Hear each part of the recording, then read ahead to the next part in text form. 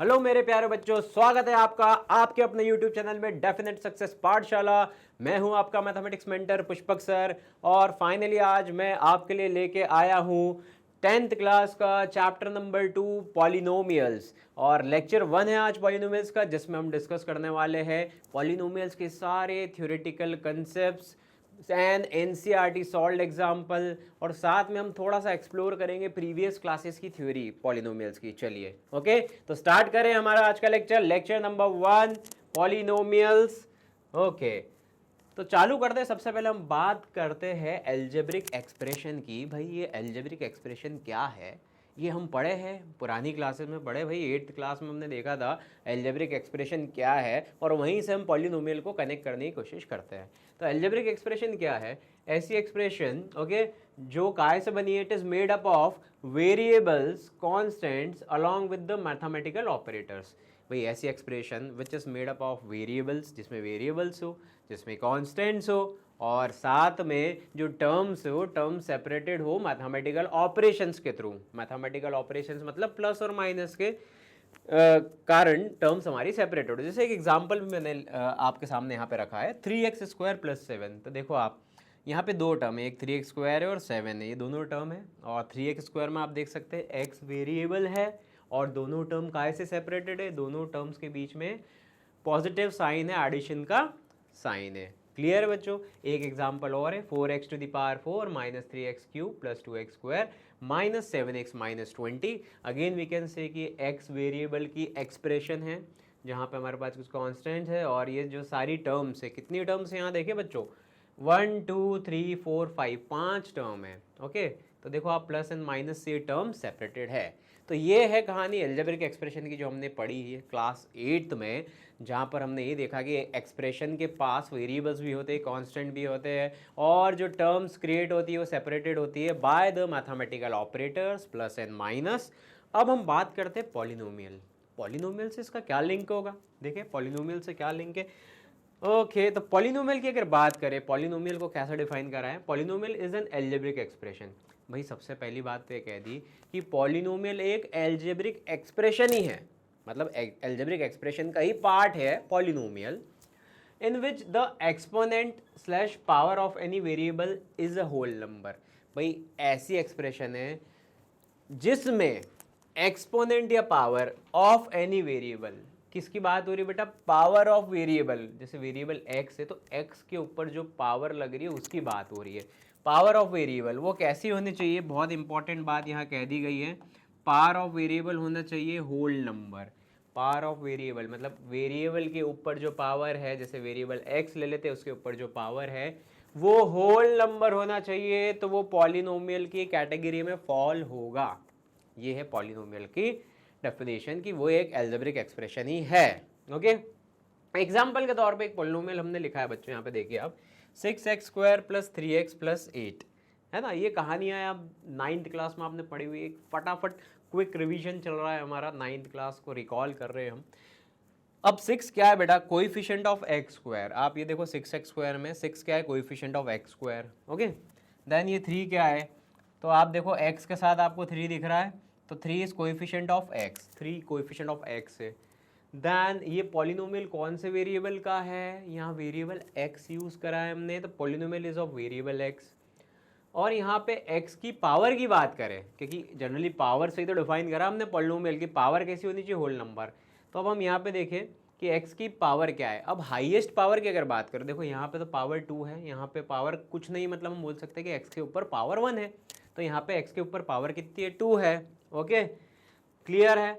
तो बेसिकली यही पावर की बात हुई है कि ये जो पावर है वेरिएबल के ऊपर पावर है, ये होल नंबर होना चाहिए, तो ये पॉलिनोमियल की कैटेगरी में फॉल होगा। ऐसी एक्सप्रेशन जो पॉलिनोमियल कब बनेगी? जब वेरिएबल के ऊपर पावर होल नंबर होना चाहिए। Okay, then 8 is constant term. भाई 8 देखो आप कांस्टेंट टर्म है, फिक्स टर्म है, वो कोई भी वेरिएबल उसके साथ नहीं जुड़ा हुआ है, वो एक कांस्टेंट टर्म है, 8 8 ही रहेगा, वेरिएबल पे डिपेंडेंट नहीं है। 6x² is leading term. 6x², यहाँ पे टोटल कितनी टर्म्स दिख रही है बच्चों हमें? अगर हम देखें तो हमें 3 टर्म दिख रही है। 3 टर्म को आइडेंटिफाई कर सकते हैं, एक है 6x², एक है 3x, एक है 8। 3 टर्म हमें दिख रही है, और लीडिंग टर्म मतलब जो सबसे आगे है, तो कौन सी आगे, 6x²। ओके, तो वो हमारी लीडिंग टर्म है। तो दैट्स इट, ये पॉलिनोमियल का बहुत बेसिक ज्ञान है जो आपने क्लास 9 में पढ़ा था, और अपन आगे देखें। तो बच्चा अब हम पढ़ रहे हैं डिग्री ऑफ अ पॉलिनोमियल। ये बहुत बेसिक कंसेप्ट है पॉलिनोमियल का, जो हमने क्लास 9 में पढ़ा था कि highest power of variable is called degree of the polynomial. एक पॉलिनोमियल में जो भी वेरिएबल है उसके ऊपर आप देखिए पावर क्या लगी है, और हाईएस्ट पावर को डिग्री कहते हैं। जैसे यहाँ पे पावर 3 है, पावर 2 है, यहाँ पावर कुछ नहीं है, तो हम ये मान के चलते कि पावर 1 है। ओके, और ये कांस्टेंट है, कांस्टेंट के पास भी एक वेरिएबल रहता है भाई, into x to the power 0 लिख सकते हैं, क्योंकि किसी की भी पावर 0 जो है वो 1 ही होती है। क्लियर है? अब आप देखो हाईएस्ट पावर क्या दिख रही है हमें वेरिएबल के ऊपर, 3 दिख रही है हाईएस्ट पावर। तो इस पॉलिनोमियल की डिग्री क्या हो गई, पॉलिनोमियल की डिग्री हो गई 3। ओके, अब एक इंपॉर्टेंट कंक्लूजन यहाँ से निकल के आ रहा है कि all polynomials are algebraic expression. Okay, देखो पॉलिनोमियल्स की जो पावर रहती है वो होल नंबर रहती है, लेकिन वो एल्जेब्रिक एक्सप्रेशन कैटेगरी में ही आते हैं। तो all polynomials are algebraic expression, but all algebraic expression are not polynomial. सारी एल्जेब्रिक एक्सप्रेशन पॉलिनोमियल नहीं होगी, लेकिन सारे पॉलिनोमियल एल्जेब्रिक एक्सप्रेशन रहेंगे। बहुत इंपॉर्टेंट कंक्लूजन है बच्चों ये। ओके, चलिए आगे बढ़े, डिग्री की कहानी क्लियर। टाइप्स ऑफ पॉलिनोमियल, ये भी हमने पढ़ा था क्लास 9 में। टाइप्स ऑफ पॉलिनोमियल पहले कैटेगरी हम ले रहे हैं अकॉर्डिंग टू टर्म्स, टर्म्स के हिसाब से। अगर पॉलिनोमियल में एक ही टर्म हो तो उसको हम बोलते हैं मोनोमियल। 2 टर्म हो, आप देखो 3x² + 2x, यहाँ पे 2 टर्म है, बाइनोमियल। 3 टर्म हो तो उसे हम बोलेंगे ट्राइनोमियल। यू कैन सी यहाँ पर 3 टर्म है। 4 टर्म वाला पॉलिनोमियल हो, यहाँ पे देखो 1 2 3 4, 4 टर्म, उसको हम बोलते हैं क्वाड्रीनोमियल। क्वाड्रीनोमियल बच्चा, ठीक है। तो अकॉर्डिंग टू टर्म इस तरह से क्लासिफिकेशन है पॉलिनोमियल का। और इन टर्म्स के बारे में भी अगर मैं बात करूँ ना बच्चों, देखो ये टर्म्स के बारे में भी बात करते हैं, अभी मैं नेक्स्ट स्लाइड में बताऊंगा आपको। जैसे यहाँ पे x की पावर 3 है तो इसे बोलेंगे हम क्यूबिक टर्म। x की पावर 2 है क्वाड्रेटिक टर्म। ये x की पावर 1 है लीनियर टर्म, और ये है कांस्टेंट टर्म।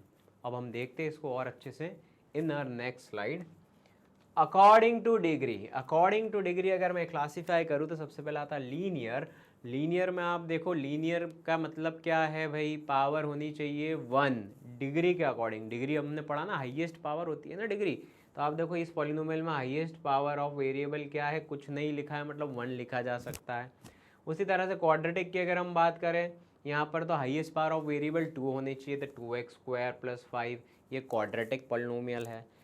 जिस पॉलिनोमियल में हाईएस्ट पावर 3 है उसको हम बोलते हैं क्यूबिक पॉलिनोमियल। जिस पॉलिनोमियल में हाईएस्ट पावर 4 है उसे हम बोलते हैं बाय क्वाड्रेटिक पॉलिनोमियल। क्लियर है? तो ये है according to degree classification. Next अगर हम आगे देखें, हमारे पास और क्या है, 0 डिग्री और कांस्टेंट पॉलिनोमियल। भाई टाइप्स में एक कैटेगरी और है जिसको हम कह रहे हैं 0 डिग्री या फिर कांस्टेंट पॉलिनोमियल। ये कैटेगरी क्या बता रही है, 0 डिग्री मतलब सीधी बात है भाई, ऐसा पॉलिनोमियल जिसकी डिग्री 0 है वो है 0 डिग्री पॉलिनोमियल, है ना। As simple as it. ये दिख रहा है यहाँ पे कि पॉलिनोमियल ऑफ डिग्री 0।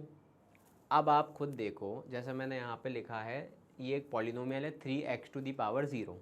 डिग्री मतलब हाईएस्ट पावर ऑफ वेरिएबल, तो पावर ऑफ वेरिएबल क्या होना चाहिए, पावर ऑफ वेरिएबल 0 होना चाहिए। तो 3x⁴, ये एक ऐसा पॉलिनोमियल है जिसे 0 डिग्री भी कहा जा सकता है या फिर कांस्टेंट भी कहा जा सकता है। ओके, ये दोनों नाम से हम रिप्रेजेंट कर सकते हैं इसको। और आप देखो x⁴ क्या होता है बेटा, ये इसको तो हम 1 भी लिख सकते हैं ना, किसी की पावर 0 क्या होती है 1। तो या तो 3x⁴ या तो सिर्फ 3 भी लिखा जा सकता है। इसलिए 0 डिग्री जो ये रिप्रेजेंटेशन है, ये 0 डिग्री क्लियरली शो कर रहा है, ये रिप्रेजेंटेशन शो कर रहा है कि ये कांस्टेंट है। डन, क्लियर है। फिर हमारे पास आखिरी में है एक और कैटेगरी, 0 पॉलिनोमियल की कैटेगरी। 0 पॉलिनोमियल की कैटेगरी बेटा ऐसा है कि इसका एक ही एग्जाम्पल है, ओनली नंबर 0, सिर्फ 0। सिर्फ 0 को हम बोलते हैं 0 पॉलिनोमियल। ओके, तो यहाँ पर देखिए आप क्या लिखा है, the constant polynomial 0 is called 0 polynomial. भाई कांस्टेंट पॉलिनोमियल 0, ऐसा पॉलिनोमियल 0 जो है उसको हम कहते हैं 0 पॉलिनोमियल। और अगर इसकी डिग्री की बात करें तो 0 पॉलिनोमियल की डिग्री क्या है, नॉट डिफाइन। जीरो पॉलिनोमियल की डिग्री हम बता नहीं सकते, नॉट डिफाइंड है भाई। जीरो में हम मल्टीप्लाई कर दो एक्स की पावर 3, जीरो में मल्टीप्लाई कर दो एक्स की पावर 4, जीरो में मल्टीप्लाई कर दो एक्स की पावर 7, भाई आना तो जीरो ही है। तो क्या है, बहुत इंपॉर्टेंट एमसीक्यू का क्वेश्चन आता है ये। Okay, degree of zero polynomial, तो degree of zero polynomial is not defined, define नहीं कर सकते। ओके, तो ये थे टाइप्स ऑफ पॉलिनोमियल। आगे बढ़े, we have zeros of polynomial. भाई ये भी क्लास 9 का एक छोटा सा कंसेप्ट है, जीरोस ऑफ द पॉलिनोमियल, बहुत इंपॉर्टेंट है। एक पॉलिनोमियल का जीरो क्या होता है। Okay, the zeros of the polynomial are the value of variable that makes the polynomial equal to zero. Value of variable, भाई वेरिएबल एक्स का है मान लो, तो एक्स की एक ऐसी value that makes the polynomial equal to zero, जो पूरे पॉलिनोमियल की वैल्यू जीरो के बराबर कर दे, तो वो x की वैल्यू को हम कहते हैं जीरो ऑफ द पॉलिनोमियल। जैसे एग्जांपल हम देख लिया 3x + 3। अगर मैं यहाँ पे x की वैल्यू -1 सब्सटीट्यूट करता हूँ, x के प्लेस पे -1, तो आप देखो इसको फर्दर मैं सॉल्व करूँगा तो आंसर मेरा इक्वल्स टू जीरो आ रहा है। मतलब x इक्वल्स टू -1 सब्सटीट्यूट होने पे क्या हो रहा है, ये पॉलिनोमियल की वैल्यू जीरो बन रही है, इसलिए इसको कहते हैं zero of the polynomial, zero of the polynomial. तो बेसिकली ऐसी x की वैल्यू हमको सिलेक्ट करना है जिस पॉलिनोमियल की वैल्यू बना दे इक्वल टू जीरो। तो that particular value of x की वैल्यू कहलाती है जीरो ऑफ द पॉलिनोमियल। तो इस केस में आप देखें, हमने क्या करा, x की जगह -1 पुट करा, और आप देखिए -1 पुट करके हमारा -3 + 3 आंसर जीरो आ गया। तो इसका मतलब x equals to -1, -1 is the zero of the polynomial. -1 जो है ना x की वैल्यू -1, वो है zero of the polynomial for this particular polynomial. Okay, एक बहुत इंपॉर्टेंट पॉइंट मैं अगेन डिस्कस करना चाह रहा हूँ, और ये बोर्ड एग्जाम में आया भी है, एमसीक्यू में पूछा भी गया है, ध्यान से सुन लो, नोट यहाँ लिखा है, polynomial of degree n have at most n zeros. अगर n डिग्री का पॉलिनोमियल है तो उसके एट मोस्ट n जीरोस होते हैं। At most word is very important. Okay, for example 2 degree polynomial have at most 2 zeros. भाई n की जगह मैं 2 इंसर्ट कर रहा हूँ यहाँ पे, तो 2 degree polynomial have at most 2 zero. अगर 2 डिग्री का पॉलिनोमियल है तो उसके जीरो कितने होंगे, तो एट मोस्ट 2 जीरोस होंगे, ज़्यादा से ज़्यादा 2 जीरो होंगे। अब ज़्यादा से ज़्यादा, एट मोस्ट का मतलब क्या होता है, ज़्यादा से ज़्यादा, ज़्यादा से ज़्यादा 2 जीरो, मतलब 2 तो हो सकते हैं, 2 से कम 1 जीरो भी हो सकता है, उससे कम 0 जीरो भी हो सकता है। अगर कोई 2 डिग्री का पॉलिनोमियल है तो उसके हम क्या बोलेंगे, कितने जीरो होंगे, एटमोस्ट 2 सही आंसर है, एग्जैक्ट 2 गलत आंसर है, 1 0 0 0 सब गलत आंसर है। एटमोस्ट 2 इज करेक्ट वर्ड, और एटमोस्ट 2 का मतलब है ज़्यादा से ज़्यादा 2, मतलब 2 भी हो सकते हैं, 1 भी हो सकता है, 0 0 भी हो सकता है। फॉर क्वाड्रेटिक बोल रहा हूँ मैं, सिर्फ क्वाड्रेटिक पॉलिनोमियल की बात कर रहे हैं। ओके, जो डिग्री 2 है, डिग्री 2 पॉलिनोमियल की बात हो रही है। तो at most word is very important, ये बात आप ध्यान रखना। तो 2 डिग्री पॉलिनोमियल के एटमोस्ट 2 जीरोस होते हैं। डन, आगे बढ़े, चलिए आगे देखें, geometric meaning of zeros of polynomial. Okay, तो फाइनली अगर हम 10th की बात करें तो हमारा जो टॉपिक आता है सबसे पहला ये आता है कि ज्योमेट्रिक मीनिंग ऑफ जीरो क्या होता है पॉलिनोमियल की। ज्योमेट्रिक मीनिंग ज्योमेट्रिकली कैसे हम बता सकते हैं भाई कि कौन सा जीरो होगा, कैसे बताया जा सकता है यहाँ पे। तो देखो एग्जांपल के लिए मैंने पहला लीनियर कैटेगरी लिया, लीनियर पॉलिनोमियल। लीनियर थोड़ा मैं रिकॉल करा दूँ तो लीनियर का मतलब है पॉलिनोमियल जिसके ऊपर x के ऊपर वेरिएबल के ऊपर जो है हाईएस्ट पावर 1 होगी, उसको हम बोलते हैं लीनियर पॉलिनोमियल, है ना। जैसे एग्जांपल आप देखो, हमारे पास ये लिखा हुआ है, स्टैंडर्ड फॉर्म लिखा है हमने लीनियर पॉलिनोमियल का ax + b, और x के ऊपर कुछ पावर नहीं लगा है, मतलब हम 1 मान के चलते हैं। ओके, एग्जाम्पल 3x + 5 एक लीनियर पॉलिनोमियल है। Okay, graph of a linear polynomial will be straight line, है ना। सबसे इंपॉर्टेंट बात, भाई लीनियर इक्वेशन पढ़े हो ना आप लोग, कैसा ग्राफ बनता है उसका, स्ट्रेट लाइन बनता है। तो लीनियर पॉलिनोमियल का ग्राफ कैसा बनेगा, स्ट्रेट लाइन बनेगा, straight line. Then it cuts x axis at exactly 1 point. तो जब हम स्ट्रेट लाइन बनाएंगे वो x एक्सिस को एग्जैक्टली एक पॉइंट पे कट करेगी, एग्जैक्टली एक पॉइंट पे कट करेगी। ये अभी एक एग्जांपल भी लिया है हमने, आगे आपको और अच्छे समझ में आएगा। Zeros of the polynomial are the point where its graph cuts the x axis. सबसे important point, very very important point, भाई ज्योमेट्रिक मीनिंग ऑफ जीरो, तो यहाँ कहा गया है zeros of the polynomial are the point, zero polynomial के क्या होते हैं, point where the graph cuts the x axis. Zeros ऐसे पॉइंट होंगे जहाँ पे पॉलिनोमियल का ग्राफ एक्स एक्सिस को कट करेगा, एक्स एक्सिस को कट करेगा, वो वाला पॉइंट, वो वाला कोऑर्डिनेट जो है वो पॉइंट हमारा जीरो ऑफ द पॉलिनोमियल रहेगा। एग्जाम्पल के तौर पे देखिए, एक एग्जाम्पल लिया हमने 2x+1, एक लीनियर पॉलिनोमियल है बच्चों 2x+1। ओके, अब 2x+1 का मैंने ग्राफ बनाया, तो आप यहाँ देख सकते हैं हमारे पास एक ग्राफ बना हुआ है 2x+1 का। आप लोग बना सकते हैं ग्राफ, है ना, ग्राफ बनाना हमने 9th क्लास में सीखा है। तो ये कहा गया है अकॉर्डिंग टू द स्टेटमेंट कि जीरो क्या होता है, जहाँ पे ग्राफ कट करता है एक्स एक्सिस पे। तो पहले देखा हम ये ग्राफ एक्स एक्सिस को कहाँ कट कर रहा है, भाई यहाँ कट कर रहा है, ये पॉइंट पे।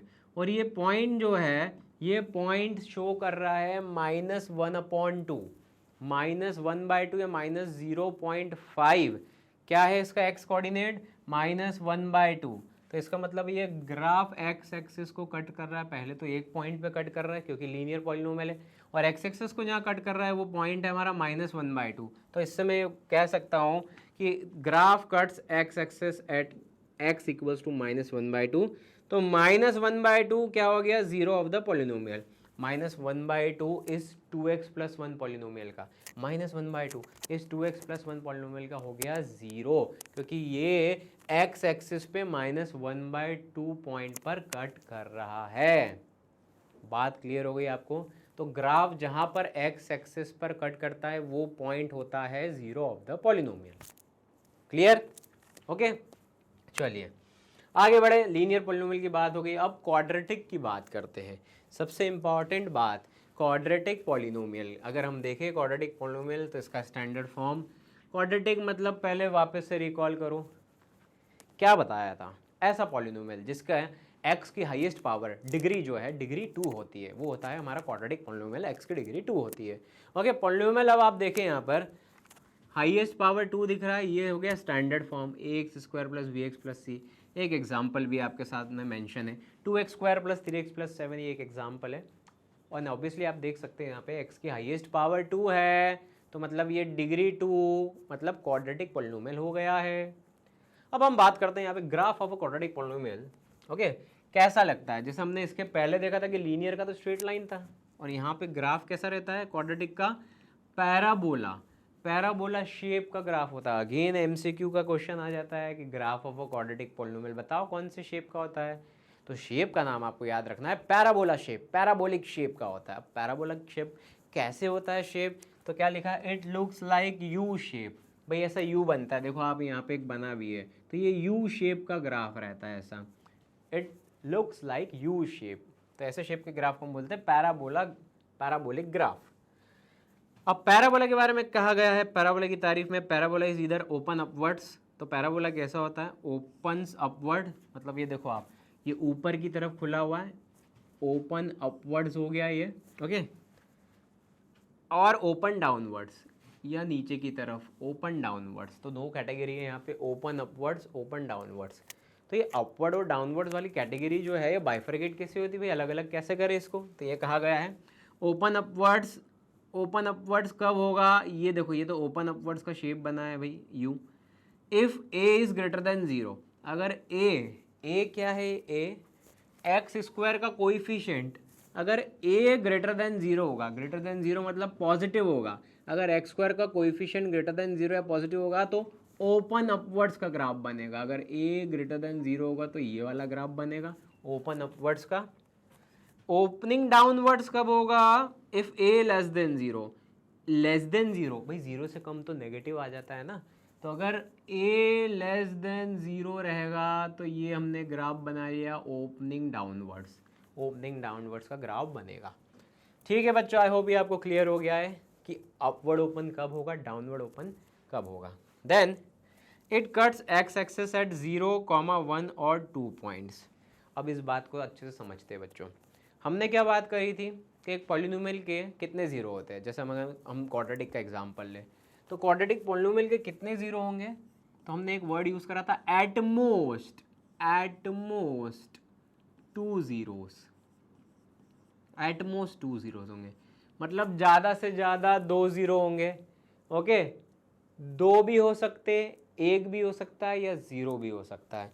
तो ये स्टेटमेंट देखो आप, एक्स एक्सिस को अगर मैं ये ग्राफ बनाऊंगा तो कहाँ कहाँ कितने पॉइंट पे कट कर सकता है भाई, 2 पॉइंट पे भी कर सकता है। 2 पॉइंट पे कट करेगा तो 2 0 शो होते हैं, क्योंकि हमने पढ़ा ही है ना कि जहाँ पे ग्राफ एक्स एक्सिस को कट करता है वो पॉइंट 0 शो करते हैं। अभी हमने लीनियर पॉलिनोमियल में पढ़ा है कि भाई ये ग्राफ बनाया, एक्स एक्सिस को यहाँ इसने कट करा तो -1/2 इज 2x+1 का 0 है। उसी तरह से बच्चों हमने यहाँ पे ये देखा कि इसके 0 कितने पॉसिबल है, तो 2। अच्छा 2 0 कब होंगे, एटमोस्ट 2 की बात करें तो पहले तो 2 आ गया, तो 2 0 में ये 2 जगह कट करेगा एक्स एक्सिस को इसका ग्राफ। अगर 1 0 भी पॉसिबल है तो इसका मतलब है एक जगह कट करता हुआ भी हम ग्राफ बना सकते हैं। अगर 0 0 भी पॉसिबल है तो भाई ऐसा भी ग्राफ बना सकते हैं जो एक्स एक्सिस को कट ही नहीं कर रहा है। अगर वो एक्स एक्सिस को कट ही नहीं करेगा तो इसका मतलब है कि उसके 0 0 होंगे। ओके, तो एटमोस्ट 2 0 भी जस्टिफाई हो गया कि 2 0 भी पॉसिबल है, 1 0 भी और 0 0 भी, और वो जीरोस लिंक्ड है एक्स एक्सिस को कट करने से। क्लियर है बच्चों? आगे मैं तीनों केस लूंगा क्वाड्रेटिक के, जिसमें मैं तीनों केस के आपको ग्राफ बताऊंगा। फिर कहा है 0 of the polynomial will be point where graph cut x axis, जो हम ऑलरेडी पढ़ चुके हैं लीनियर में कि 0 ऑफ द पॉलिनोमियल कौन सा पॉइंट होगा जहाँ पे ग्राफ कट करेगा एक्स एक्सिस को, ग्राफ कट करेगा एक्स एक्सिस को। एक एग्जांपल के तौर पे एक हमने क्वाड्रेटिक पॉलिनोमियल लिया x² - 4।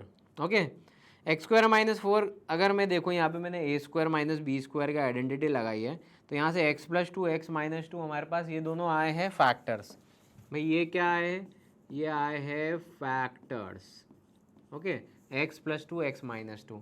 तो आपने करा है बेटा ये भी क्लास 9 में, स्प्लिटिंग द मिडिल टर्म करके भी हम सॉल्व करते हैं। यहाँ पे तो मिडिल टर्म है नहीं, कांस्टेंट है, और हमारा क्वाड्रेटिक टर्म है, तो इसको ऐसे भी सॉल्व करा जा सकता है a² - b²। तो ये फैक्टर्स आया बच्चों, और अब इनसे 0 निकालने अगर हम, तो हम क्या करेंगे, x+2 को =0 रखते हैं। ओके, एक फैक्टर को 0 के बराबर रखा तो यहाँ से मेरा x की वैल्यू आ जाएगी, कितनी आ जाएगी, -2। उसी तरह से मेरा जो दूसरा फैक्टर है x - 2, उसको भी 0 के बराबर रखूँगा। अगर मैं x - 2 को भी बराबर 0 रखूँगा तो वहाँ से मेरी x की वैल्यू जो आ जाएगी वो आ जाएगी +2। तो मुझे ये बात क्लियर हो गई कि मेरे 2 जीरोज़ मिल रहे हैं, एक +2 और एक -2। ठीक है, तो अगर मैं x² - 4 का ग्राफ बनाता हूँ बच्चों, अगर मैं ग्राफ ड्रॉ कर रहा हूँ, एक टेंटेटिव ग्राफ ड्रॉ कर रहा हूँ, देखो ग्राफ ड्रॉ करने का क्वेश्चन आपको नहीं आएगा, लेकिन कंसेप्ट समझ में अच्छे से आएगा अगर मैं ऐसे बताऊँगा तो। देखिए आप, अब हमें एक बात क्लियर हो गई कि x² - 4 के 2 0 है, +2 -2, और x² - 4 कौन सा पॉलिनोमियल है, क्वाड्रेटिक है। क्वाड्रेटिक है तो मतलब क्या बनना है, पैराबोला बनना है। पैराबोला कैसा बनेगा, अपवर्ड ओपनिंग बनेगा कि डाउनवर्ड ओपनिंग, तो हम ये देखेंगे कि a, भाई ये तो a बताएगा, तो यहाँ पे a देखो, a की वैल्यू क्या है, x² के पहले क्या है भाई, कुछ नहीं दिख रहा, तो मैं मान सकता हूँ कि 1 है, तो a की वैल्यू 1 है मेरी, a की वैल्यू कितनी बेटा, 1 है। ये बात क्लियर हो गई, तो that means a is greater than 0, तो पैराबोला बनेगा अपवर्ड ओपनिंग, ऊपर खुलता हुआ अपवर्ड ओपनिंग बनेगा। ये बात क्लियर हो गई। और ये पैराबोला एक्स एक्सिस को कहाँ कट करेगा, तो हमको पता है कि भाई जहाँ पे एक्स एक्सिस को कट करता है वहाँ पे 0 मिलते हैं, और एक 0 हमारा +2 है, एक 0 -2 है, तो दैट मीन्स एक जगह +2 पे कट करेगा ये पैराबोला, और -2 पे कट करेगा। ओके, तो इस ग्राफ, अगर मान लो एक ग्राफ बनाया तो इसको देख के भी बता सकते हैं कि इस ग्राफ के 2 जीरोज हमें दिख रहे हैं इस पॉलिनोमियल के, एक +2 और एक -2, क्योंकि +2 और -2 पर ही वो एक्स एक्सिस को कट कर रहा है। और ये अपवर्ड ओपनिंग क्यों है, क्योंकि यहाँ पे a की वैल्यू 1 है, a is greater than 0 category में फॉल हो रहा है, इसलिए ये अपवर्ड ओपनिंग है। क्लियर हो गई बच्चों बात? ओके, चलिए, तो graph cuts x axis at x = 2 and x = -2, 2 and -2 are zeros of polynomial.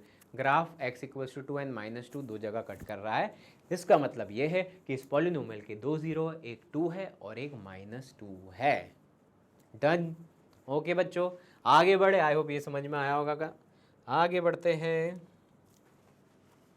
चलिए कि तो जैसे कि हम बात कर रहे थे, मैंने आपको बोला था कि मैं क्वाड्रेटिक पॉलिनोमियल के केसेस आपको आगे बताऊंगा कि भाई एटमोस्ट की जब हम बात कर रहे थे कि क्वाड्रेटिक पॉलिनोमियल के एटमोस्ट 2 जीरोज है, तो एटमोस्ट का मतलब क्या है भाई, 2 0 भी हो सकते हैं, 1 भी हो सकता है और 0 भी हो सकता है, ज़्यादा से ज़्यादा 2, 2 से ज़्यादा नहीं, लेकिन 2 से कम चलेंगे, 2 भी हो सकता है, 1 भी हो सकता है, 0 भी हो सकता है। ठीक है, तो हमने देखो, हमने ग्राफ से बताया, अगर मान लो 2 0 रहेगा, तो ऑब्वियसली एक क्वाड्रेटिक है तो पैराबोला बनेगा, वो अपवर्ड भी हो सकता है डाउनवर्ड भी हो सकता है। ओके, बट मुझे पता है अगर 2 0 है, ये 2 प्लेस पे एक्स एक्सिस को कट कर रहा है तो ये 2 जीरोस हो गए। अब ये देखो भाई, ये भी पैराबोला है, ये भी क्वाड्रेटिक पॉलिनोमियल का ग्राफ है, एंड ये कहाँ पे कट कर रहा है, ये तो एक ही जगह कट कर रहा है एक्स एक्सिस को, तो ये 1 0 की कैटेगरी में आ गया, 1 0। और ये भी क्वाड्रेटिक पॉलिनोमियल है भैया, ये भी पैराबोला है, तो ये तो एक्स एक्सिस को कट ही नहीं कर रहा है, ये तो एक्स एक्सिस को कट ही नहीं कर रहा है, तो इसका मतलब हमने बोल दिया कि इसके तो 0 जीरोस है, एक भी 0 नहीं होंगे, 0 जीरोस रहेंगे। ओके, परफेक्ट, आई होप ये क्लियर है। आगे बढ़े, चलिए। General cases of graphical meaning of zeros. भाई ग्राफिकल मीनिंग ऑफ जीरोस के थोड़े एक जनरल केसेस एग्जाम में आ सके, छोटा मोटा क्वेश्चन, हल्के फुल्के क्वेश्चन आ जाता है। तो देखो वही कंसेप्ट है हमारा, हम देखते हैं यहाँ पे क्या क्या हो रहा है।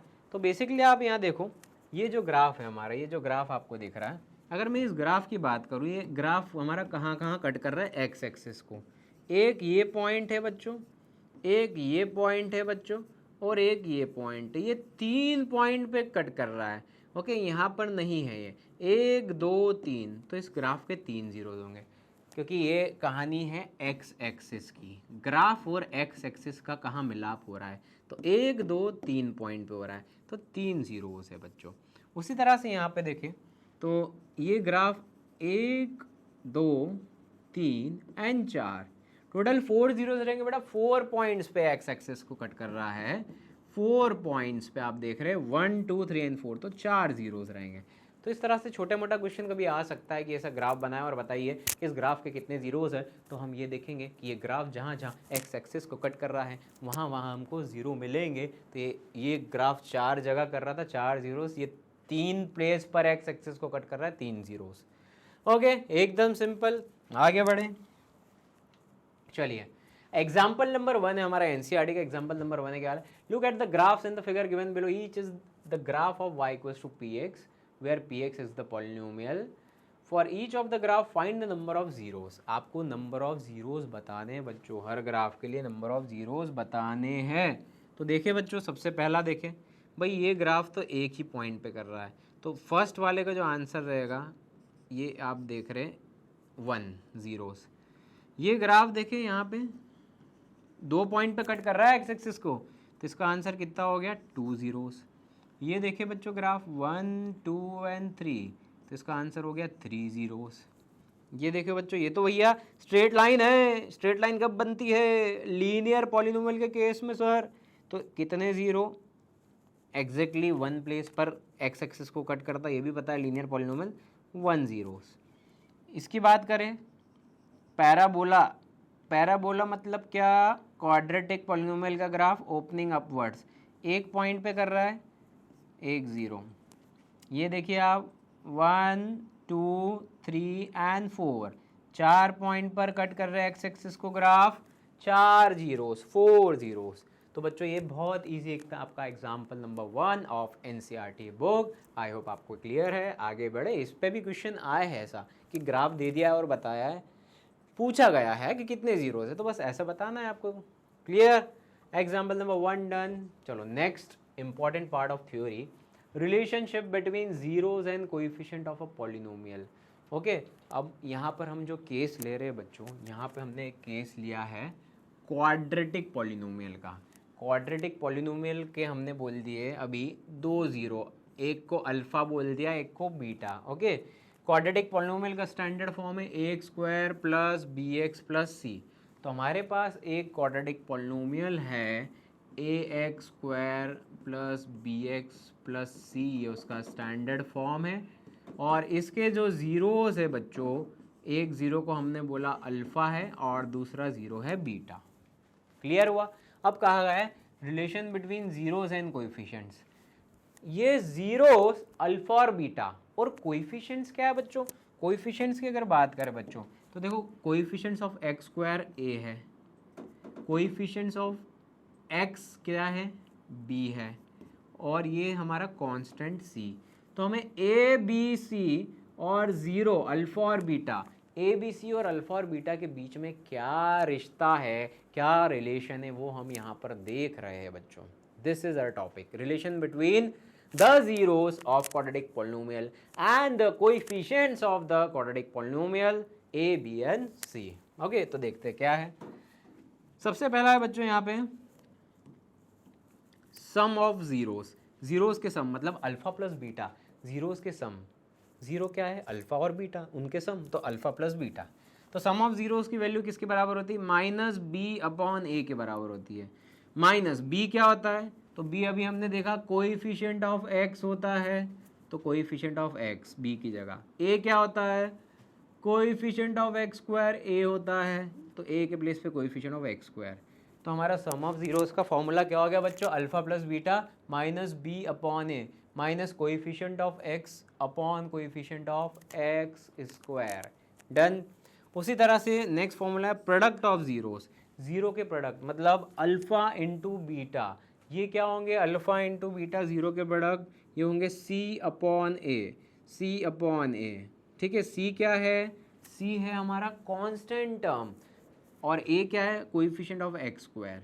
तो ये इस स्लाइड का सबसे इंपॉर्टेंट पार्ट है कि sum of zeros minus b upon a होगा एंड प्रोडक्ट ऑफ जीरोस होगा अल्फा इंटू बीटा होगा सी अपॉन ए। तो ये फॉर्मूला, ये रिलेशन में याद रखना, आगे देखेंगे क्वेश्चन में यूज होगा। ओके, आगे बढ़े बच्चे, आगे बढ़ते हैं।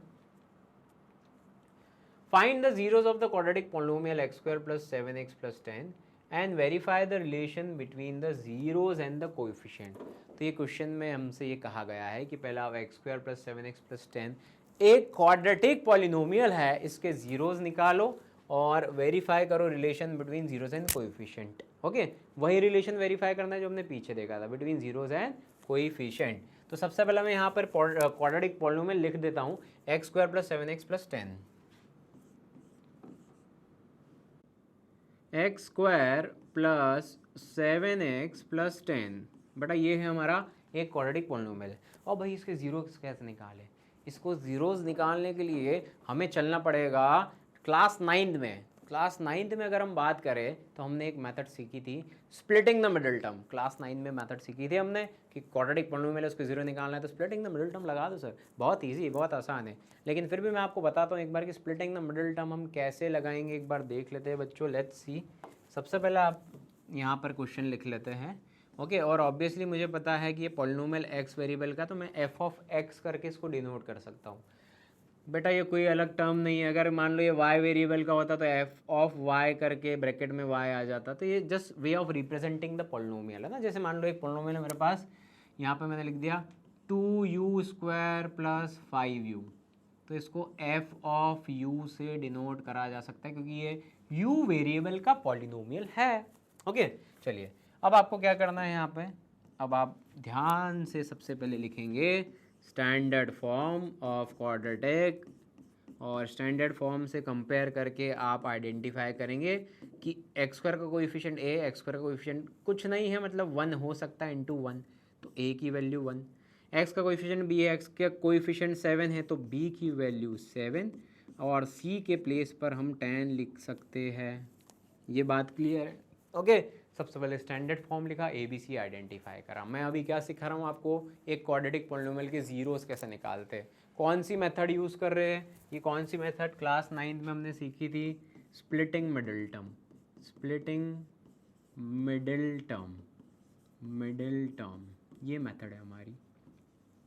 ओके, चलिए अब आपको क्या करना है बेटा, अब आपको मिडिल टर्म को स्प्लिट करना है भाई, जैसा कि नाम है ना, जो नाम है वही काम करना है, splitting the middle term. Middle term कौन सी, यहाँ पे बी एक्स वाली, मतलब हमको ये 7 को स्प्लिट करना है, एक्स के साथ में जो कोएफिशिएंट है ना 7, इसको 2 हिस्सों में बांटना है, स्प्लिट करना है। अब वो आप स्प्लिट क्या करते हैं, उसके लिए आपको ये करना रहता है कि आप a इंटू सी करेंगे, और a इंटू सी में जो नंबर हमको मिलेगा उसके फैक्टर्स के हेल्प से स्प्लिट करते हैं। देखो a इंटू सी करा मैंने, आया 1 इंटू 10, तो यहाँ पे 10 के अगर हम फैक्टर्स लेंगे, प्राइम फैक्टराइजेशन करेंगे तो आएगा 2 इंटू 5। तो a इंटू सी में जो नंबर मिला उसके फैक्टर्स 2 और 5, उसकी हेल्प से will try to form middle term. 2 और 5 की हेल्प से हम मिडिल टर्म 7 बनाने की कोशिश करेंगे। ओके, तो सिंपल है, यहाँ तो डायरेक्टली हम देख सकते हैं कि 2 + 5 लिख दो, 7 हो जाएगा। अरे 2 और 5 से 7 बनाना है 10 के फैक्टर से, तो 2 + 5 7 होता है ना, तो 2 + 5 लिख देंगे, हो गया, 7 स्प्लिट हो गया। तो अब ध्यान से देखिए बच्चों, अब यहाँ पर हम क्वेश्चन एज इट इज़ लिख रहे हैं, लेकिन 7 को हमने स्प्लिट कर दिया 2 भागों में, तो ब्रैकेट में 7 के प्लेस पे लिख देंगे 2 + 5 ब्रैकेट बंद x + 10, और अब ब्रैकेट ओपन करेंगे, ये हो जाएगा x² + 2x + 5x + 10। ओके, और सबसे इम्पॉर्टेंट बात, अब हम यहाँ पर लगाएंगे चेक, हम चेक करेंगे कि हमने सही करा है या नहीं करा है। तो मैं चेक आपको बता रहा हूँ, ध्यान से सुनना। एक बेसिक चेक तो ये है कि जो हमने स्प्लिट करा है उसको रिवर्स में प्रोसेस में जाके चेक कर लेते हैं, क्या 7x बन रहा है। तो देख लेते, 2x + 5x क्या होता है, 7x, बिल्कुल सही है, 2x + 5x है 7x, तो ये तो हो रहा है। अब एक इम्पॉर्टेंट चेक ये है बच्चों कि यहाँ पर हमने जो मिडिल टर्म को स्प्लिट करा है +2 और +5 के फॉर्म में, इन दोनों का प्रोडक्ट लेना है, इन दोनों को मल्टीप्लाई करना है, और ये मल्टीप्लिकेशन a × c में जो नंबर है उसके बराबर आना चाहिए। मतलब ये +2 और +5 अगर मैं इनको मल्टीप्लाई करूँगा तो AC पे जो वैल्यू है, AC की वैल्यू क्या है बेटा, a × c की वैल्यू है 10, तो ये 10 के बराबर आना चाहिए, a × c की वैल्यू है 10, तो 2 × 5 इनका प्रोडक्ट लेना है, तो +2 × +5 होगा +10, a × c भी +10 है, बिल्कुल सही है, मतलब हमारे दोनों चेक सक्सेस है, हम आगे बढ़े। दूसरा चेक बहुत इंपॉर्टेंट है, वहाँ पे साइन की कभी कभी गड़बड़ हो जाती है depending on the questions. Okay, this question is on easier side, तो बहुत इजीली हमको दिख गया कि +2 × +5 +10 है, सही है, ये भी सही है, मैच हो गया, तो हम आगे प्रोसीड कर सकते हैं। अब आगे कैसे प्रोसीड करेंगे, चेक तो हमारे पास हो गए भाई। अब आगे प्रोसीड करने के लिए हम क्या करेंगे, कॉमन लेते हैं, काम करते हैं x² + 2x, यहाँ पे वापस से लिख देते हैं x² + 2x + 5x + 10। अब हम क्या करेंगे, यहाँ पे कॉमन हम देखें, x² और 2x में दोनों के पास x है, x कॉमन लिया जा सकता है, एक x यहाँ से बचेगा और एक 2 यहाँ से बचेगा। 5x और 10 में से क्या कॉमन ले, तो 5 और 10 का अगर मैं HCF की बात करता हूँ तो 5 के टेबल में 5 भी आता है और 10 भी आता है। ओके, 5 और 10 का HCF 5 है, तो 5 कॉमन लिया जा सकता है बच्चों, 5x से 5 कॉमन लिया तो यहाँ से बचेगा x, और 5 2 × 10 होता है तो यहाँ बचेगा 2। देन हमको देखना है क्या ये दोनों ब्रैकेट सेम है, बिल्कुल दोनों ब्रैकेट सेम हो गए, मतलब हम बिल्कुल सही कर रहे हैं। हमारे पास अब यहाँ पे 2 टर्म है बेटा, एक ये टर्म है, एक ये टर्म है, दोनों टर्म के x + 2 है, दोनों से x + 2 हमने कॉमन ले लिया, तो यहाँ से बचेगा x, यहाँ से बचेगा +5। तो ये हमारी splitting the middle term complete हुई। जो हमारा 9th में फैक्टराइजेशन वाले क्वेश्चन थे, factorise the polynomial, quadratic polynomial, तो इस तरह से हमको मिल गए फैक्टर्स। ये दोनों क्या मिले बेटा, ये तो हमें मिले हैं फैक्टर्स, लेकिन यहाँ क्या बोला है हमको, जीरोज एंड कोएफिशिएंट, हमको तो जीरो निकालना है, ये कहा गया भाई जीरो निकालना है। तो हम क्या करते हैं, जीरोज निकालने के लिए जो हमारे फैक्टर आए हैं उनको = 0 करके x की वैल्यू निकाल लेंगे। भाई x ही तो हमारा 0 है, तो एक फैक्टर x + 2 आया, इसको = 0 करा तो एक x की वैल्यू -2 आ गई, और दूसरे फैक्टर को भी = 0 करा, एक x की वैल्यू आ गई -5, तो हमारे 2 0 आ गए, -2 एंड -5। और ज़ीरो को हमने किससे रिप्रेजेंट करा है, जो हमने पहले रिलेशन देखा है, तो ज़ीरोस को हम रिप्रेजेंट कर रहे हैं अल्फ़ा एंड बीटा से, क्योंकि हमको ये रिलेशन भी तो वेरीफाई करना है। तो ज़ीरोस को कैसे रिप्रेजेंट करेंगे, अल्फ़ा एंड बीटा। तो बच्चा एक यहाँ वैल्यू लिख देता हूँ कि अल्फ़ा की वैल्यू हो जाएगी -2 और एक 0 बीटा की वैल्यू हो जाएगी -5। तो ये क्वेश्चन का एक पार्ट कंप्लीट हुआ, find the zeros of quadratic polynomial. तो 0 निकल गए, एक 0 -2, एक 0 -5।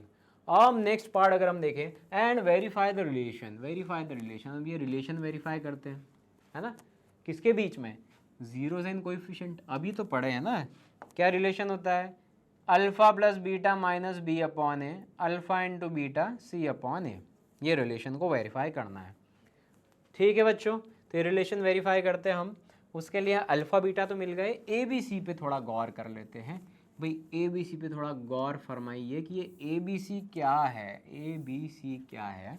तो उसके लिए ABC A1 B7 C10, यहाँ पे ABC हमने लिख दिया 1 7 एंड 10।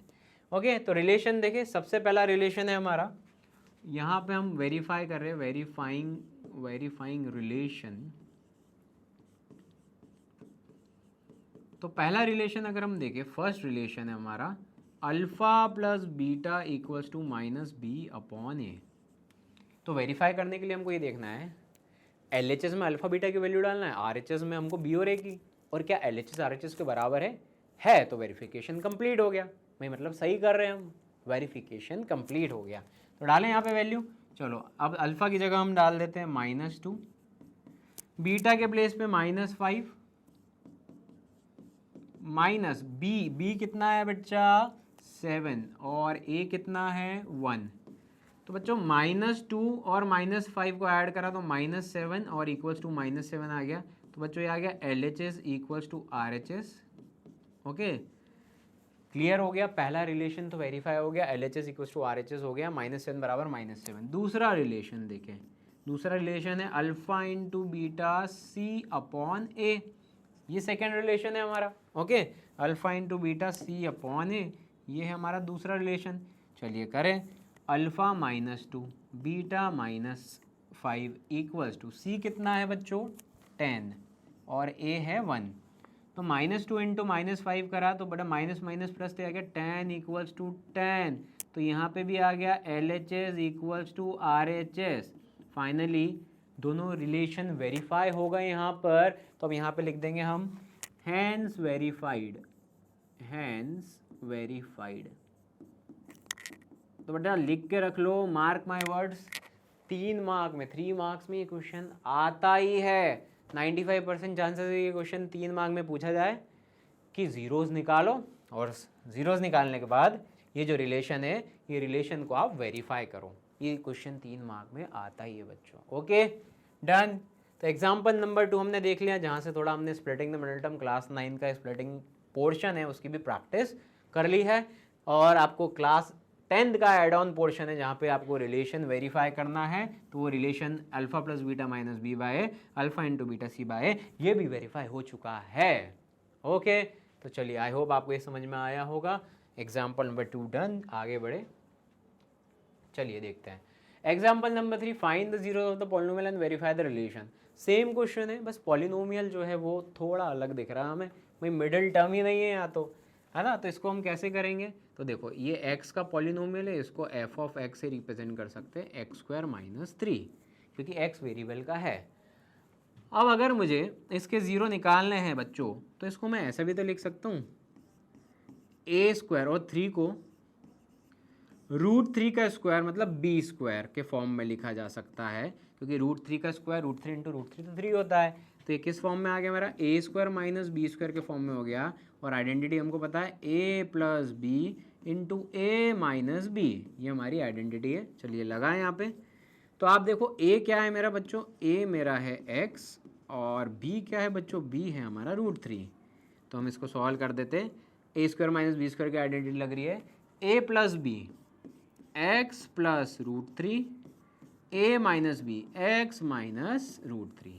तो a प्लस बी और a माइनस बी के फॉर्म में हमने लिख दिया है। तो बच्चों ये क्या है, क्या ज़ीरो आ गए क्या, ये तो आए हमारे फैक्टर्स, अरे ये तो आ गए हमारे फैक्टर्स। अब जीरो निकालने के लिए क्या करते हैं, जो फैक्टर्स है उसको इक्वल्स टू ज़ीरो कर दो, मतलब x प्लस √3 को बराबर ज़ीरो कर दिया। तो यहाँ से x की वैल्यू आ जाएगी -√3 और x माइनस √3 को भी बराबर ज़ीरो कर दिया तो x की वैल्यू आ जाएगी पॉजिटिव ऑफ √3। और ये निकल गए हमारे ज़ीरोस फॉर दिस पॉलिनोमियल, जिसको हम अल्फ़ा से रिप्रेजेंट कर सकते हैं और बीटा से रिप्रेजेंट कर सकते हैं। तो पहला part of the question is done, finish, जहाँ पे हमसे बोला गया था कि ज़ीरोस निकालना है, हमने ज़ीरोस निकाल दिए। अब नेक्स्ट पार्ट है रिलेशन को वेरीफाई करना है।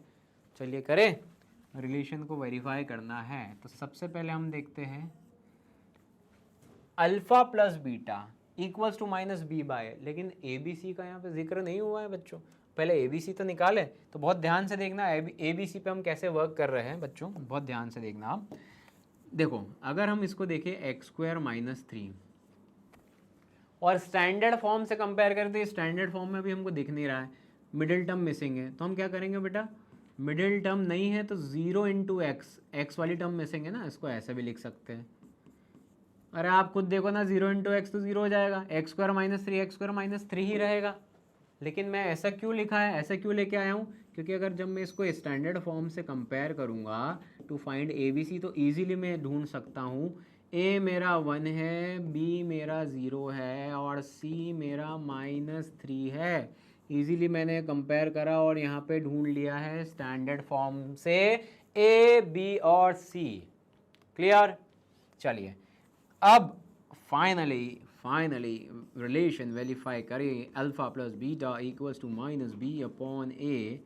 तो अल्फ़ा क्या है, अल्फ़ा है -√3, बीटा है +√3। Okay, -√3 +√3 equals to minus b कितना बड़ा 0। तो आप खुद देखो, √3 प्लस का है माइनस का, भाई 0 इक्वल्स टू 0 आ गया है, LHS इक्वल्स टू RHS हो गया है। Okay, LHS equals to RHS हो गया है, पहला रिलेशन वेरीफाई हो गया है। बढ़ते हैं बच्चों दूसरा रिलेशन की तरफ। दूसरा रिलेशन क्या कह रहा है हमसे, alpha into beta equals to c upon a होता है। Alpha -√3 into beta √3 equals to c कितना है बच्चों, -3 और ए कितना है 1। ओके, तो आप देखिए √3 इंटू √3 कितना हो जाएगा, 3 हो जाएगा, लेकिन माइनस साइन, तो -3 इक्वल्स टू -3। अगेन हम देखें, we have got what we want, LHS equals to RHS। And finally आखिर में आप ये ज़रूर लिख देना, हैंस वेरीफाइड। तो इस तरह से 3 मार्क हमने सील कर लिए हैं। ओके, आई होप आपको समझ में आया होगा बच्चों। यहाँ पर स्प्रेडिंग द मिडिल टर्म क्यों नहीं लगी वो भी समझ में आया होगा कि मिडिल टर्म ही नहीं है, क्वेश्चन में मिडिल टर्म ही नहीं है तो कहाँ से स्प्लिटिंग लगाएंगे। तो हमें और दूसरा कंसेप्ट यूज़ करना था, तो हमने कुछ अलग तरीके से उसको कर लिया, आइडेंटिटी लग गई a² - b², उससे इसको सॉल्व कर लिया है। Okay, so this was example 3 of NCERT। Let's see आगे हमारे लिए क्या है। आगे है to form a quadratic polynomial with given zeros alpha और बीटा। अगर मान लो क्वेश्चन में 0 दिए हुए हैं, 1 0 अल्फ़ा 1 0 बीटा, ऐसे 0 दिए हुए और क्वाड्रेटिक पॉलिनोमियल बनाना है, तो उसके लिए हमारे पास एक फॉर्मूला है, वो है k bracket x² minus alpha plus beta x plus alpha into beta. या हमें अल्फ़ा प्लस बीटा और अल्फ़ा इंटू बीटा दिख रहे हैं, तो उनको ऐसा भी तो लिखा जा सकता है कि अल्फ़ा प्लस बीटा को सम ऑफ ज़ीरोज़ और अल्फ़ा इंटू बीटा को प्रोडक्ट ऑफ ज़ीरोज़ भी लिख सकते हैं। तो ये फॉर्मूले को दोनों तरीके से रिप्रेजेंट कर सकते हैं, k bracket x² minus sum of zeros into x, भाई अल्फ़ा प्लस बीटा को sum of zeros, alpha into beta को प्रोडक्ट ऑफ ज़ीरोज़। k क्या है भाई, k भी यानी नॉन ज़ीरो कॉन्स्टेंट, k कोई भी नॉन ज़ीरो कॉन्स्टेंट रहेगा। क्लियर? तो ये कब यूज़ करना है, जब हमको पॉलिनोमियल बनाना है तब ये फॉर्मूला यूज़ करना है। जब हमें sum of zeros product of zeros दिए हुए हैं, या फिर ज़ीरोज़ अल्फ़ा बीटा ज़ीरोज़ खुद दिए हुए हैं, तो ये फॉर्मूला लगा सकते हैं। ओके, लेट्स सी, देखिए तो हमारे पास है example number 4, find a quadratic polynomial, मतलब पॉलिनोमियल बनाना है तो वही वाला फॉर्मूला लगाएंगे हम। ओके, वही वाला कौन सा, k bracket x² minus alpha plus beta x plus alpha into beta. एक क्वाड्रेटिक पॉलिनोमियल बनाना है जिसमें sum and product of zeros is -3 और 2।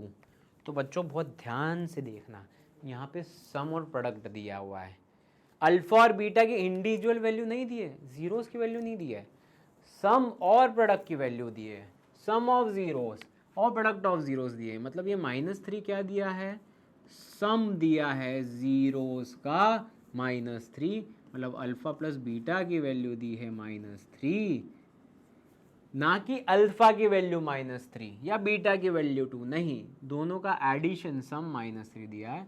और प्रोडक्ट कितना दिया है, अल्फ़ा इंटू बीटा प्रोडक्ट 2 दिया है। Okay, find according polynomial the sum and the product of whose zeros are -3 and 2।